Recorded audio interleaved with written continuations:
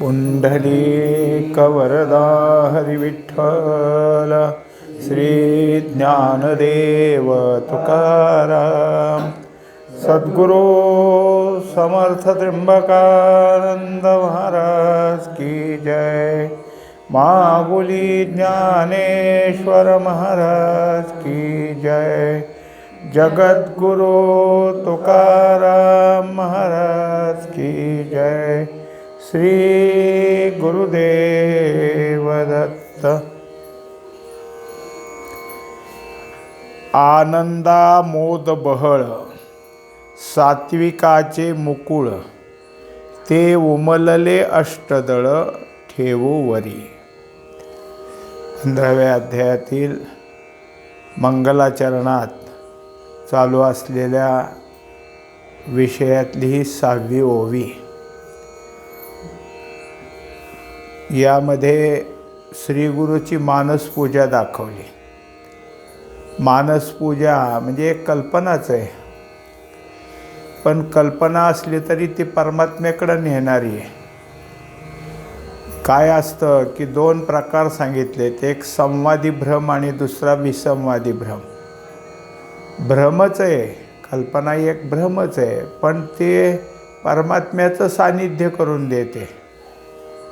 म्हणजे पूजा करणं आणि मनामध्ये पूजा करणं ही एक कल्पनाच मांडलेली, पण त्या कल्पनेतून आपल्या ठिकाणी जे काही अंतःकरणात परमार्थासाठी निर्माण होणारी भूमिका आहे त्याचे एक एक अंग निर्माण होतात। एक म्हणजे काय आहे, अनन्यत्व, ऐक्यभाव। एकाग्रता होणं कठीण असतं, पण ती एकाग्रता होती, अनन्यत्व असतं। आणि या सगळ्यामध्ये प्रेम आणि आवड या दोन्ही गोष्टी इतक्या भरून आलेल्या आहेत की हे करत असतानाच आनंद जागा होतो। आनंद हे परमात्म्याचं स्वरूप आहे आणि तो आनंद जागा झाला म्हणजे मग परमात्मा स्वरूपाची भेट झाल्यासारखीच आहे। पण हा आनंद श्रीगुरूची पूजा करण्यामध्ये, श्रीगुरूची पूजा चालू आहे त्यामध्ये कल्पनेनं एक गोष्टी केल्या जात आहेत। जसं मागच्या ह्याच्यामध्ये आपण पाहिलं की सगळ्यात जास्त काय केलं तर मग त्यांच्या चरणाच्या ठिकाणी नुपुरे घातली। त्याच्यानंतर काय आहे की जे काय असेल ते अगोदरचंच झालं, त्यांचे पाय धुणं, त्यानंतर त्याला चंदन लावणं, हे सगळं करत असताना आता मात्र काय आहे की आता नवीन असं एक सांगतात की अंतःकरणात या सगळ्या गोष्टी करताना काय होऊ लागलं तर आनंदा आमोद बहळ। बहळ म्हणजे सुगंध। हा कशाचा आहे तर आनंदाचा आहे। आनंद इतका आहे की आनंदाचे काही प्रकार सांगतात, मोद, प्रमोद आणि अमोद। मोद म्हणजे काय, जी आवडती वस्तू आहे ती आता मिळणार आणि तिच्याकडं काय आपण सान्निध्यात गेलो आहे ह्याचा आनंद होणं म्हणजे मोद। ती वस्तू हाताशी आहे पण अजून भोगली नाही, प्रमोद। आणि ती वस्तू उपभोगायला सुरुवात झाली की अमोद। जसं काय आहे की आंबे आवडतात आणि आंबे आता आलेत बाजारात आणि ते जाऊन पाहिलेसुद्धा आणि घ्यायचे म्हणून त्याच्याकडं काय आहे की पैसे देऊन ते घेतले म्हणजे मोद आहे। आणि घरात आणले, आता अजून स्वयंपाक करतेत किंवा आंब्याचा रस करतेत, आहे आता मिळणारच आहे, हा प्रमोद आहे। आणि प्रत्यक्ष रस घ्यायला सुरुवात झाली, उपभोगायला सुरुवात झाली की अमोद आहे। तेव्हा हा आनंद उपभोगाचा आहे आणि त्या उपभोगाचा जो सुगंध आहे तो सुगंध इतका सुरू झाला की सात्विकाचे मुकुळ। मग कुठून आला हा सुगंध तर आनंदरूपी कमळातून आला। आनंदरूपी सात्विक कमळ आहे आणि सात्विक कमळाच्या ठिकाणी ते उमलले अष्टदळ। आता हे कमळ उमललं, अष्टदलाने उमललं। अष्टदल म्हणजे काय, अष्टसात्विक भाव। हे अष्टसात्विक भाव त्या ठिकाणी एवढे जागे झाले की त्या सगळ्या अष्टसात्विक भावाला यांच्या चरणावर वाहिलेलं आहे. तेथ अहम हा धूप जाळू, नाहम ते जेवो वाळू, सामरस्ये पोटाळू निरंतर. आता जर काही असेल तर सगळ्यात महत्त्वाची गोष्ट आहे की आम्ही दुरावलो कशामुळं. हा आनंद आम्हाला जो काही आहे तो दूर का गेला, तर याचं कारण आहे अहंकाराची वाढ झाली. देह अहंकार हा जो आमच्या ठिकाणी आहे तो देहाला धरून बसू लागला आणि स्वस्वरूपाचं भानच राहिलं नाही. आता त्या अहमला काय केलं की याच्या लक्षात आलं की हा आनंद अवर्णनीय आहे, तेव्हा आता नको. मग देहाच्या निराशे पाविजे त्या ठाया. तिथं जायचं असेल तर देहाचा निराश झालेला बरा, म्हणून त्या अहंकाराचा धूप जाळला. जसं पूजेमध्ये धूप लावला जातो, उदबत्ती लावली जाते, अहंकाराचं आहे. आणि त्याच्याबरोबर नाहम ते जे वाळू, दुसरे काय आहे, समजा आरती लावलेली आहे, निरंजन किंवा आणखीन कापूर आहे. जसा अहम जाळून टाकला तसा कोहमही जाळून टाकला. मी कोण ह्याचं जे आता कौहम कथमिदम जातम कोवही करता अशी विद्यते, हे जे प्रश्न आहेत त्यातला कोण मी हा सुद्धा काय आहे त्याला संपून टाकलं. आणि मग सामरस्ये पोटाळू निरंतर. आता जर काही असेल तर त्या सोहमपासून आम्ही त्या परमात्म्याशी एकरूप झालो. इतकं एकरूप झालो की त्या परमात्म्याचं आमचं आलिंगन झालं. पोटाळू म्हणजे आलिंगन, परमात्मा स्वरूपाला आलिंगन देणं. काय झालेलं आहे तर हा जो मानस पूजा करणारा आहे तो स्वतः पूजा करणारा एक आहे आणि त्याचं पूज्य स्थान कोण आहे तर श्री गुरुचरण आहेत. मग श्री गुरुचरण म्हणजेच परमात्मा स्वरूप आहे. तेव्हा यानं आलिंगन दिलं म्हणजे कोणाला दिलं तर श्री गुरुच्या चरणाला दिलं. जसा श्री गुरुचरणाशी आनंदाचा भळ आला, एकदा काही सात्विक भाव जागे झाले, डोळ्यातनं घळाघळा पाणी वाहू लागलं, हृदयातला कंठ भरून आला आणि समोर श्री गुरु असले की त्यांच्या चरणाला मिठी घातली जाते. तसं यांनी सामरस्ये पोटाळू. आता त्या सात्विक भावात त्या चरणाला मिठी घातल्यानंतर एकरूपताच तयार झालेली. आणि आता दाखवलं की निरंतर आता पुन्हा त्या अहंकाराला जागं होऊ द्यायचं नाही. तो अहंकार जो काही आम्हाला दूर दूर नेत होता तिथं नसताना ह्या ज्या काही चरण त्या ठिकाणी आलिंगन पडले तेच भाव सारखे जागे ठेवायचे. माझी तनु आणि प्राण या दोन्ही पाऊ आले ओ चरण, करू भोग मोक्ष लिंबोलोन पाया तया. आता त्याच्यानंतर वृत्ती थोडी माघारी फिरली. पुन्हा जे काही सोपस्कार आहेत ज्याला उपचार म्हणतात ते उपचार सुरू झाले. अगोदरसुद्धा आपण पाहिलं होतं की पायात पैंजण घातली होती, त्याच्यानंतर जोडवी घातली होती. आता मध्येच काय झालं, एकरूपता आली, आनंदाचा उठाव झाला, सात्विकतेची उकळी फुटली. आता जर काही असेल तर परत आणखीन काही काही करावं असं इच्छा झाली. मग काय करायला सुरुवात केली तर माझी तनु म्हणजे माझा देह आहे, त्या देह आणि दुसरा त्या देहाला सजीव ठेवणारा जिवंत ठेवणारा प्राण, ह्या दोन्हीचं काय केलं तर दोन्हीचे दोन त्यांच्या पायातले जोडे केले. एक देहाचा जोडा आहे आणि दुसरा काय आहे प्राणाचा जोडा आहे. हा त्यांच्या पायात यया दोन्ही पाऊआ लेऊ चरण. तेव्हा त्यांच्या पायामध्ये ह्या जोडे म्हणा, चप्पल म्हणा, बूट म्हणा, काय जे असेल ते असेल, कारण जोडा हा फार पूर्वीचा वापरण्याचा एक प्रकार आहे. आता त्याच ठिकाणी चप्पल आहे, बूट आहे. आणि हे जसं आहे तसं श्रीगुरुचरणाच्या ठिकाणी ते वाहिलं. आणि मग पुढं काय केलं तर करू भोग मोक्ष निंबलोन पाया तया. आणि मग जे जे काय आत्तापर्यंत इंद्रियांचे भोग होते ते भोग आणि दुसरं जे काय होतं की ह्या भोगा व्यतिरिक्त राहिलं असेल तर मोक्ष, ह्या दोन्ही त्यांच्यावर ओवाळून टाकलं.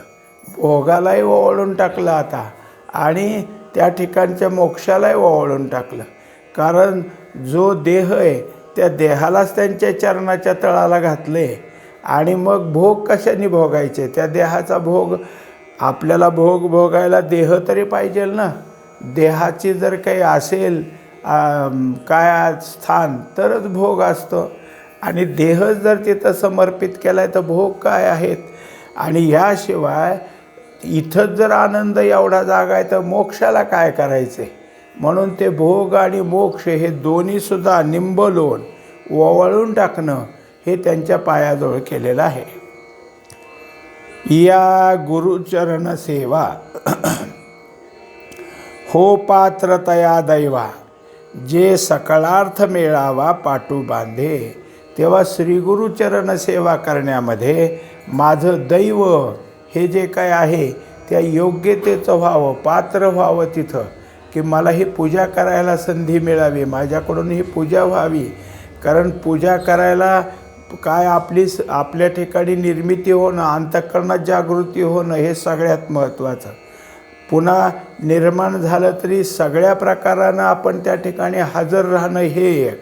आणि त्याच्या पुढं काय आहे की श्रीगुरूंनी मान्यता दिली पाहिजे, कर माझी पूजा म्हणून.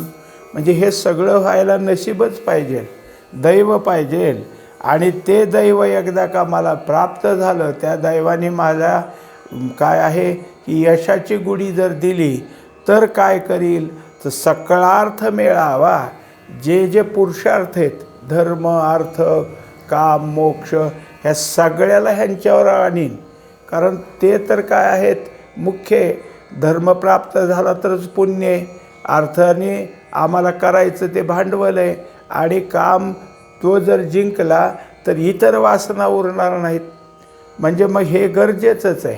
आणि ह्या सगळ्याचा घेऊन पाटू बांधे, हे सगळं मी एकत्र करीन, त्यांच्या चरणाला वाहीन किंवा त्याच्यासाठी मी पात्र होईन. हे सगळं जर मी प्राप्त करून घेतलं तर श्रीगुरूची सेवा करण्याकरता मी पात्र होईन.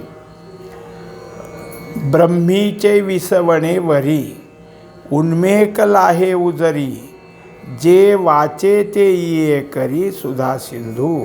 एकंदरीत या सगळ्या गोष्टीमध्ये एक महत्त्वाचं आहे की जे अंतःकरणात असलेलं स्थान आहे. म्हणजे जो काही असेल, एक जसं एखादी गुळाची ढेप आहे आणि ती ढेप तिचे अनेक तुकडे झाले, मग यांनी न्यायला किलो, त्यांनी न्यायला अर्धा किलो, त्यांनी न्यायला त्याच्यापेक्षा पाव किलो, किती जरी गेले तरी ह्या एका ढेपीतलेच गूळ सगळ्याला खायला मिळतात, अनुभवायला मिळेल. त्याची जी गोडी, त्या गोडीसह ते त्या गुळाचा उपभोग घेतील. तसं हे सगळ्यांच्या ठिकाणी आत्मा आला तो सगळ्यांचा एकच आहे. त्याच्याच ठिकाणी त्या आनंदाचा उपभोग घेणारे सगळेच आहेत. मग प्रत्यक्ष आत्मा ज्याच्या त्याच्या अंतःकरणात आला म्हणजे कोण आलं? ब्रह्माचा आला. प्रत्यक्ष ब्रह्म आहे. आणि हे ब्रह्म जिथं थांबलं आहे तिथूनच काय करतो? उन्मेष येत असतो. आपल्या ठिकाणी चारी वाणी, त्यातल्या पहिल्यांदा जी काही परावाणी, त्या परावाणीच्या ठिकाणी उन्मेष आहे. पहिल्यांदा त्या ठिकाणी स्वराचा उदय होतो आणि पश्यंतीत नाद होतो. मध्यमेत त्या सगळ्याचा त्या नादावर हेतू तयार होतो आणि मग काय होतं? वाणी बोलायला लागते, म्हणजे वाचा बोलायला लागते. तेव्हा एकंदरीत हे सगळं होण्याकरता पहिल्यांदा जर काय असेल तर उन्मेकला आहे उजरी. आता तिथं त्या परेच्या ठिकाणी एकदा उन्मेक जागा झाला की मग मात्र माझी वाचा आता हे जे काही आहे ते करण्यामध्ये अशा तऱ्हेची होईल. माझ्या वाचेतून असे शब्द बाहेर पडतील की सुधा सिंधू, अमृतासारखे गोड. बरं ते एवढे तेवढे नाहीत, 4 शब्द नाहीत, 5 शब्द नाहीत, तर सिंधू म्हणजे मग जेवढं काही अक्षर असतील ती सगळी अक्षरं कशी असतील? अत्यंत अमृतासारखी गोड. ऐकणाऱ्या श्रोत्याला प्रत्येक अक्षराच्या ठिकाणी काय आहे की गोडी वाटावी. जसं माऊली सांगतात की माझा मराठीचा बोलू माझ्या मराठीचा बोलू कौतुके, अमृता ते पैजा जिंके. हे जसं आहे तसं माझे अमृतापेक्षा सुद्धा गोड असेल इतकं काय आहे की माझ्या ठिकाणी आहे आणि तसं या वाचेतून यावं. म्हणजे आता इतकी सगळी पूजा झाली, पूजेनंतर काय आहे त्या ठिकाणी लिंबोलोन झालं, आरती झाली आणि मग मागणं झालं. मागण्यात काय मागितलं की माझ्या अंतःकरणात परेद्वारे जे काही आता बाहेर येणारी वाचा आहे त्या वाचेतून निर्माण होणारे जे शब्द आहेत, अक्षर आहेत, ती सगळी अमृतासारखी गोड असावीत. पूर्ण चंद्राची या कोडी वक्तृत्वा घापे कुरोंडी तैसी आणि गोडी अक्षराते. आता त्याला आणखीन काही उदाहरणं दिली. एक उदाहरण असलं की पूर्ण चंद्राची या कोडी, म्हणजे एक तर पूर्ण चंद्र फक्त पौर्णिमेलाच असतो आणि असे कोटी, एक दोन नाही असे कोटी चंद्र, एक पौर्णिमेचा चंद्र आणि त्याची असलेली त्या चांदण्याची शीतलता, त्यात असलेला तो उल्हास, हे सगळ्यालाच आनंददायी होतं. मग तसं माझ्या मुखातून निघालेली अक्षरं ही सगळ्याला आनंददायी होतील. वक्तृत्वा घापे कुरोंडी. आता जे जे काही माझ्या वाचेतनं येणार आहे ते मी सगळं काय करणार आहे की जे श्रोते त्या श्रोत्यासाठी अर्पण करणार आहे आणि त्यामुळं त्यांच्या ठिकाणी काय होईल तर प्राप्त होत असलेली किंवा श्रवणाला मिळत असलेली अक्षरं आहेत ती अत्यंत गोड असतील. त्यांच्या ठिकाणी त्या अक्षरापासून आपल्या खूप चांगलं ऐकलं म्हणजे त्यांना त्या श्रवणाचा आनंद प्राप्त होईल. असे जे काय माझे आता शब्द येतील ते कसे असतील तर चंद्राच्या चांदण्यासारखे अत्यंत शीतल आणि उल्हास देणारे, अजून गोड लागणारे. कोणालाही चांदणं काय करतं तर अत्यंत गोड लागत असतं. तसे हे सगळे शब्द तुमच्या श्रोत्याच्या ठिकाणी प्राप्त हो. हे कधी होईल? मला श्रीगुरूची कृपा प्राप्त झाली तर. सूर्ये अधिष्ठिली प्राची जगा राणीव दे प्रकाशाची तैसी वाचा श्रोतया ज्ञानाची दिवाळी करी. आता ही ओवी चांगलीच आहे आणि त्याच्यामध्ये महत्त्वाचं काय सांगितलं आहे की सूर्य पूर्व दिशेला उदय पावतो आणि सूर्याचा एकदा उदय झाला, सूर्य वर येऊ लागला की बाकीच्या सगळ्याच दिशा त्या ठिकाणी काय होतात? प्रकाशित होतात. उगवला कोणत्या दिशेला? उगवला पूर्व दिशेला. पण सगळ्या दिशा या सूर्यप्रकाशानं झाल्या उजळल्या.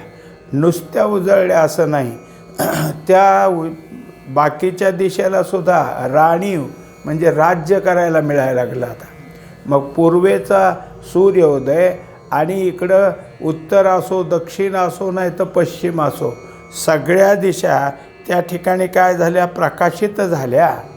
तसं हे जे काय आहे माझं बोलणं हे अशा तऱ्हेचं हो. वाचा श्रोतया ज्ञानाची, म्हणजे या ठिकाणी माझ्या वाचेमध्ये जे बाहेर पडेल त्यामध्ये काय असावं? केवळ आत्मज्ञान, ब्रह्मज्ञान, म्हणजे ज्ञानच बाहेर पडावं. पहा आता सांगतात की दिवाळी करी. आत्ता आपल्याला फराळाची दिवाळी झाली, पण खरी दिवाळी कशाची? तर ज्ञानाचीच आहे, ज्ञानप्राप्तीची दिवाळी. आणि माऊली सांगतात ही दिवाळी, ह्या दिवाळीला काय आहे? जास्त महत्त्व आहे. ही दिवाळी ज्यावेळेस तुमच्या काय तर मिळेल तुम्हाला त्यावेळेस तुमची दिवाळी. आता ही तिथीप्रमाणे त्याच्या येत असलेल्या वेळेला येते, पण ज्ञानाची दिवाळी संत भेटीत सहजच आहे. मग आमच्या ठिकाणी काय आहे? संताची भेट झाली की झाली दिवाळीच आहे ती. आणि त्या दिवाळीत काय मिळणार आहे?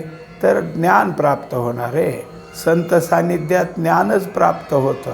म्हणून अशी दिवाळी, ही दिवाळी निरंतर हो.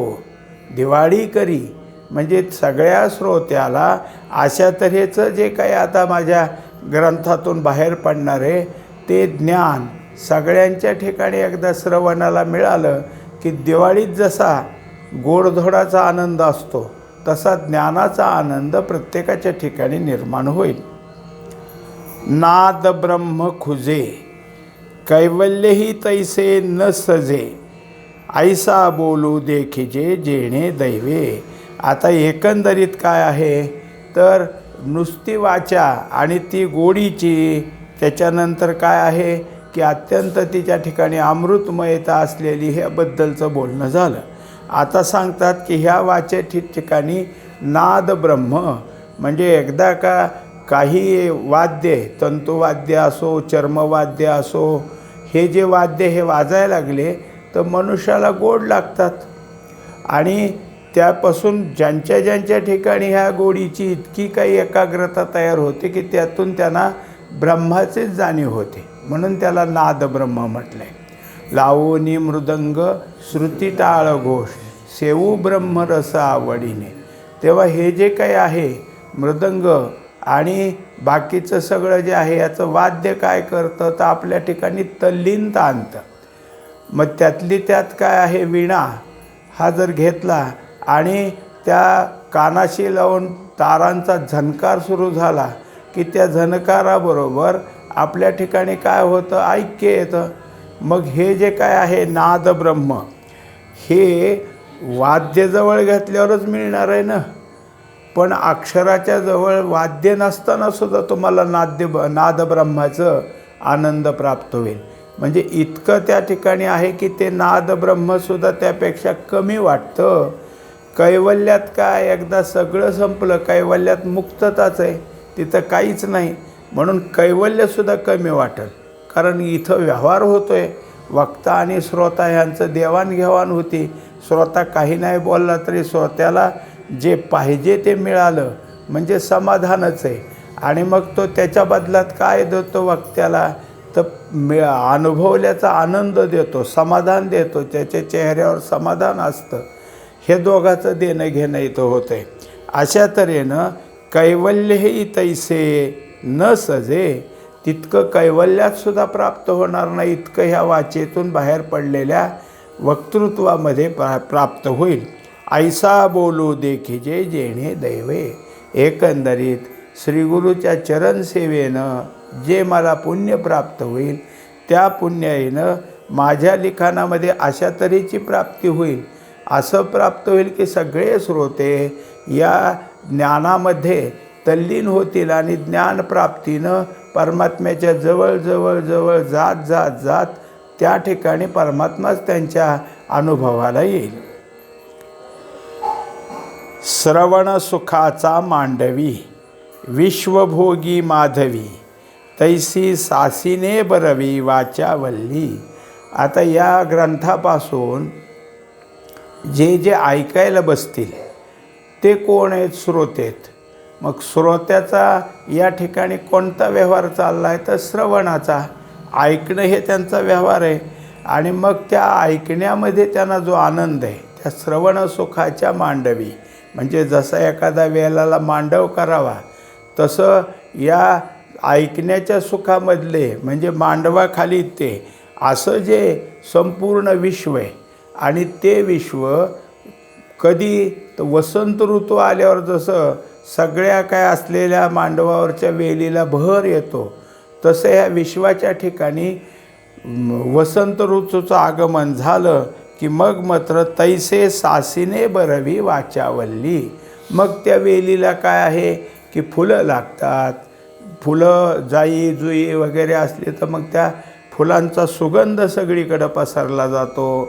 मग हे जसं आहे तसं ही वाचारूपी वेल काय करल, श्रवण सुखाच्या मांडवावर अशा तऱ्हेची पसरली जाईल की जे श्रोते ते ह्या विश्वात असलेल्या आणि ऐकण्याच्या निमित्तानं म्हणजे वसंत ऋतूसारखं जे काय असेल ते त्यांना त्यांच्या ठिकाणी अगदी तल्लीनता प्राप्त होईल, त्यांना आनंद प्राप्त होईल. आणि वर आत्ता जसं सांगितलं श्रवण सुख प्राप्त होईल. ऐकण्याचं सुख ऐकता ऐकता ते सुखापर्यंत जाऊन पोचतील. ठावो न पवता जयाचा मनेसी मुरडली वाचा, तो देवो होय शब्दाचा चमत्कारू. आता काय असतं की प्रयत्नशील साधक असतात आणि त्या साधकांना आपला प्रयत्न करताना मांडी घातली, एकाग्रता निर्माण केली आणि ऐक्यभाव होत होत होत होत होत अगदी काय आहे परमात्म्याकडं ती वृत्ती चालली.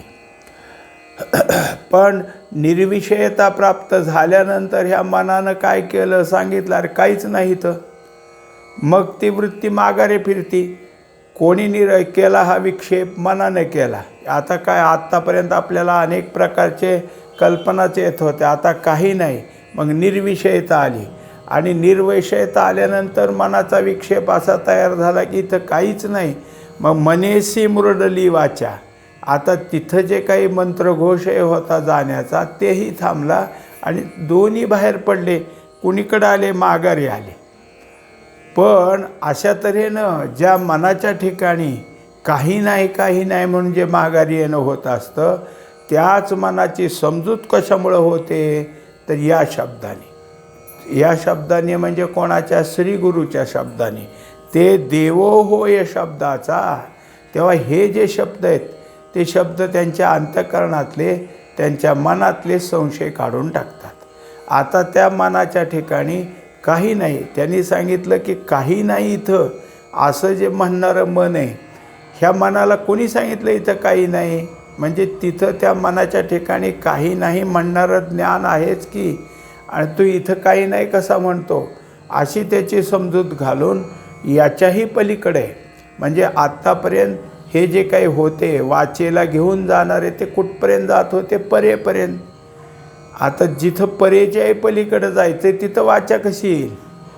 म्हणून वाचेचं जिथं गेल्यानंतर स्तब्धता आहे, तिथे गेल्यानंतर थांबते. हे काय आहे की याच्या ठिकाणी पलीकडे जाणे आत्तापर्यंत. म्हणून मग परेच्या पलीकडं असणारे हे परेऊनी परते असं असणारं स्थान, आणि मग तिथंही नेण्याचा चमत्कार कोणाचा आहे? तर श्रीगुरूंच्या शब्दाचा आहे.